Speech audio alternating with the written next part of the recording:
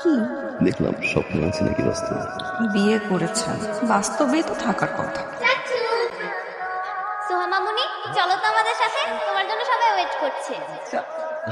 খাওয়াই দাও সবার সামনে। রুমে আসো।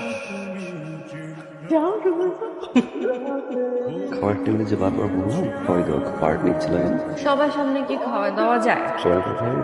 হয়তো আপনাদের ফ্যামিলিতে খুব ইন্টারেস্টিং।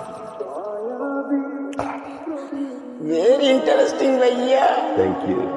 তোমার ঢোকার আগে একটু কাশি দিতে